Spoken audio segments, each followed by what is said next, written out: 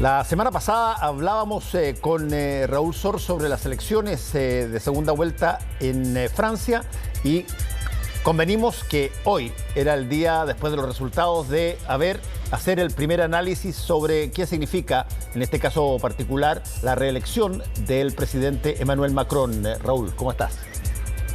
Hola, Fernando. Sí, era una elección absolutamente trascendental. No había muchas dudas, y lo conversamos oportunamente, sobre quién iba a ser el vencedor. Si hubiese sido, si Macron hubiese perdido, hubiese sido, pero hoy día no hablaríamos de otra cosa. Pero finalmente la diferencia fue sustantiva, menor que en la elección pasada, pero todavía sustantiva, con más de 58% Macron y la señora Le Pen con un 41 punto algo por ciento, pero una victoria muy decisiva, muy contundente. Pero como lo han señalado muchos en Francia, la progresión de las fuerzas de extrema derecha encarnadas por la señora Le Pen aumentan de elección en elección, y ella se ha encargado, en el momento de su discurso de admisión de la derrota, ha dicho: tranquilo, vamos a tener otro round aquí, muy cerquita, en junio, y ahí vamos a tener elecciones parlamentarias, y ahí nos volveremos a ver las caras. De manera que sí, sigue abierto esta confrontación. Y fíjate, Fernando, hay algo que me llamó tan profundamente la atención. Yo recuerdo cuando ocurrió el Brexit, salió un mapa, cómo habían votado los ingleses y dónde se había dado la mayoría del Brexit. Y eran en sectores sólidamente obreros en Inglaterra, de trabajadores, en el norte del país, en Liverpool, en Sheffield, en Manchester, es decir, el corazón del laborismo de la izquierda británica se había volcado al Brexit y había abandonado. Bueno, los propios laboristas estaban bastante vacilantes sobre el tema, no se jugaron lo suficiente, pero como sea, uno veía una gran división en Gran Bretaña entre el norte, los que se querían, en el norte de Inglaterra, los que se querían salir a toda costa de la Unión Europea y que eran antiglobalizadores. En cambio, las grandes ciudades, es decir, Londres, sobre todo en el sur, Birmingham, todas votaron mayoritariamente, pero muy mayoritariamente, a favor de quedarse en la Unión Europea. Cuando uno ve las elecciones de ayer en Francia, ve exactamente el mismo fenómeno, pero es calcado. El norte de Francia, la parte industrial, donde está todo, digamos, la industria del carbón, del acero, mucho de la industria automotriz, ciudades como Lille, votaron, pero mayoritariamente a favor de Marine Le Pen. Es decir, hay un voto antes. Ella ya había planteado en su programa anterior la posibilidad de salirse de la Unión Europea. Esta vez no. Dijo: vamos a reformar la Unión Europea, vamos a hacer una serie de cambios. Y todos estos cambios tenían un trasfondo nacionalista, hacer menos gravitante la Unión Europea. Y hay muchos que han llamado a esta postura, la llaman soberanista, es decir, hacer prevalecer la soberanía del país. Bueno, le fue muy bien, y lo sorprendente es que le fue bien en todos estos sectores de trabajadores que normalmente apoyaban. Allí estaba el núcleo duro del Partido Comunista francés, que llegó a ser muy poderoso. Y bueno, hoy día el Partido Comunista francés sacó una votación, hoy día en las elecciones presidenciales, en la primera vuelta, donde uno los puede medir como partido, fueron muy disminuidos, y uno ve que a dónde han ido a parar una porción significativa de sus votos. Y bueno, con un 41%, Marine Le Pen se convierte en una figura muy potente. Sí. Y va a ser la lideresa de la oposición, ninguna duda de eso. Y es la única organización que tiene la fuerza, la contundencia hoy día. Bueno, por lo tanto, para Macron se le abre una situación difícil. Va a tener un gobierno con una oposición sólida y muy antagónica, pero su victoria, hay que decirlo, es una victoria contundente. En los últimos días se decía, no, puede ser estrecho, nunca se sabe. Finalmente se dio lo que todo el mundo esperaba, que la cantidad enorme de los que apoyaron a otras candidaturas moderadas o de izquierda se volcaron naturalmente tras Macron, y aunque a muchos les dolía el estómago e incluso algunos franceses decían tengo que elegir entre la peste y el cólera, es decir, uno peor que el otro, pero finalmente yo creo que a la mayoría de los franceses les quedó claro cuál era el mal mayor. Oye, Raúl, déjame preguntarte no solamente por el caso francés, sino que por otros casos en Europa en particular. ¿Qué tanto estas manifestaciones que tú has descrito de voto de sectores muy populares que históricamente votaban por las izquierdas en sus países se han trasladado hoy día incluso a votar por exactamente personas que tienen ideología antagónica, digamos, opuesta a esa? ¿Qué tanto ha tenido que ver, por ejemplo, no solamente este fenómeno de la globalización, sino sobre todo el fenómeno de la inmigración? Que en Francia me imagino que también debe ser una situación que es gravitante en los diálogos y en los debates, ¿no? Absolutamente, absolutamente, tienes toda la razón. Y yo te diría que hay una cierta desideologización en el plano del debate político, es decir, ahí hoy día, y ese fue creo que el éxito de Marine Le Pen, ella se presentó no como la extrema derecha, pero dijo yo soy una mujer sencilla, una mujer del pueblo, y lo que yo no quiero es que Francia sea inundada por extranjeros. Yo no quiero ver al Islam gravitando y que tengamos mezquitas en todos los barrios. No queremos ver actitudes de subordinación o de opresión a las mujeres, como suele ocurrir en la cultura musulmana, palabras de Marine Le Pen. No queremos que los musulmanes transiten por nuestras calles y acosen a nuestras mujeres.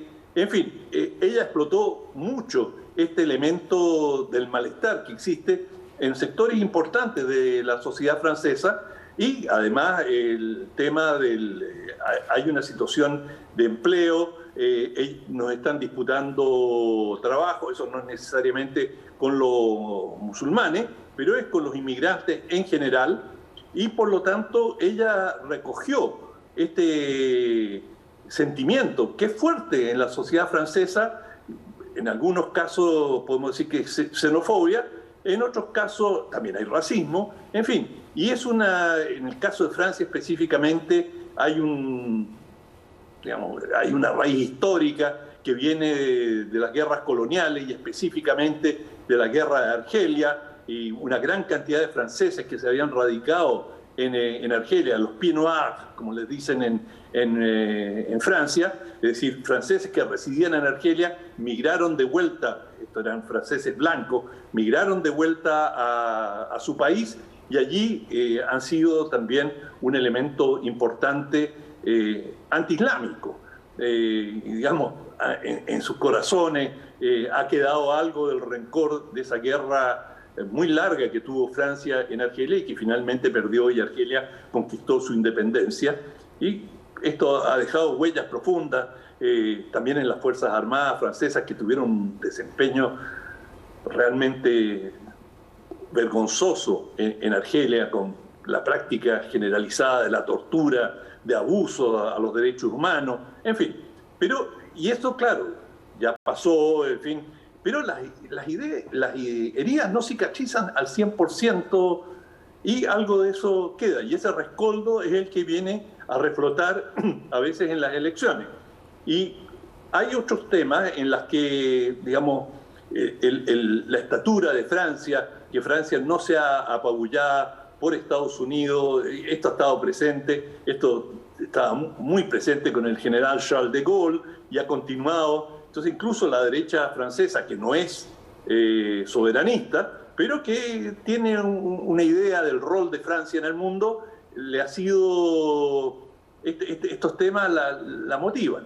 Ahora, claro, lo que viene para los próximos 5 años del gobierno Macron, primero tiene que atravesar esta gran prueba que va a pasar en el Parlamento en junio, pero él ha hecho una serie de promesas en campaña que va a tener que cumplir, y uno de los grandes temas para los franceses, bueno, el tema más importante hoy día, no solamente para los franceses, sino que en muchos lugares del mundo, es el tema energético. Es decir, los precios de la energía están subiendo, pero en forma desbocada, producto del conflicto ruso-ucraniano.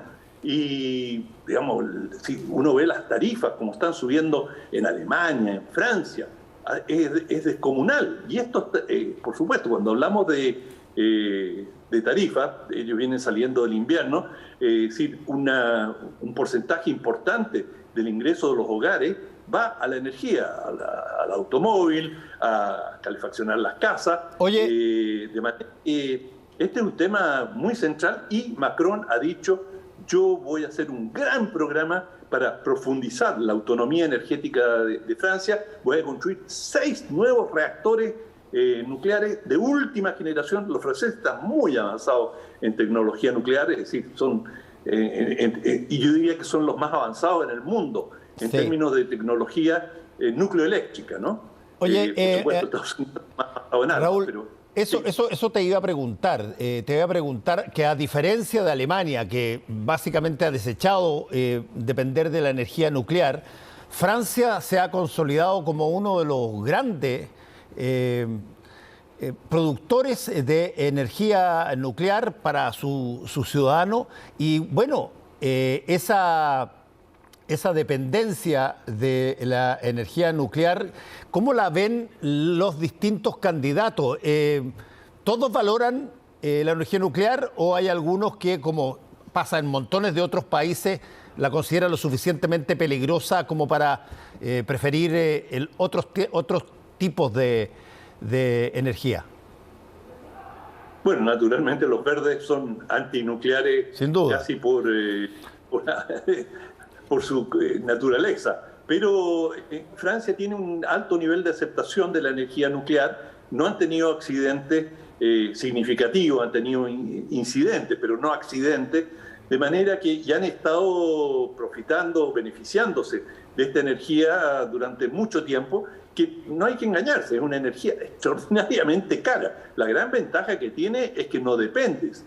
Es decir, justamente los franceses, cuando estaban en la guerra de independencia, tratando de impedir la independencia argelina, ellos vieron los problemas que tenían de la dependencia petrolera o gasífera, y por lo tanto optaron muy tempranamente por este gran programa nuclear, que hoy día, digamos, Francia probablemente es el país que tiene la mayor porcentaje de su consumo a partir de energía nuclear. Pero Macron ha dicho que él va a impulsar enormemente la energía eólica con instalaciones mar adentro. En uno de los viajes, una de las visitas que hice a Francia, están bastante avanzados en esa tecnología también. Bueno, y también los británicos y otros países.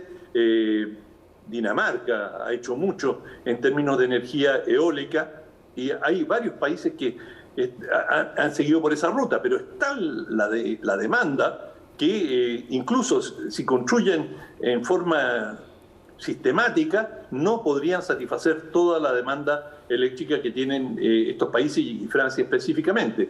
Por lo tanto, han hablado de energía eólica y solar, pero Francia tiene menos condiciones para energía solar en los volúmenes que requiere. Estamos hablando de un país altamente industrializado, con un consumo muy importante, y al igual que Alemania, y como ya lo hizo Gran Bretaña hace bastante tiempo, Gran Bretaña dejó el carbón, Alemania quiere dejar el carbón, pero todavía tiene una cierta cantidad de energía que la produce a partir del insumo más sucio, que es el carbón.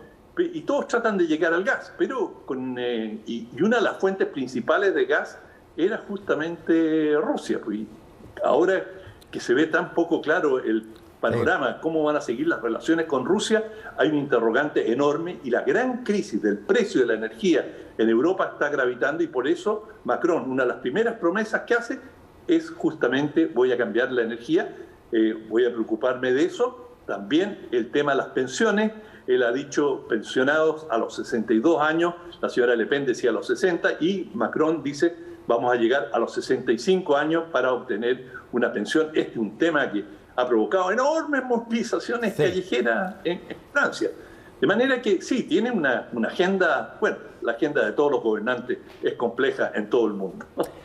Bueno, Raúl, muchas gracias por el informe y estaremos atentos a cómo se empieza a materializar ya el segundo gobierno de Macron, porque hay bastantes promesas, tú lo dijiste, particularmente en términos energéticos, y esas cosas en algún momento dado tienen que trasladarse a hechos. Así es que estaremos atentos a lo que ocurre y muchas gracias, que te vaya bien.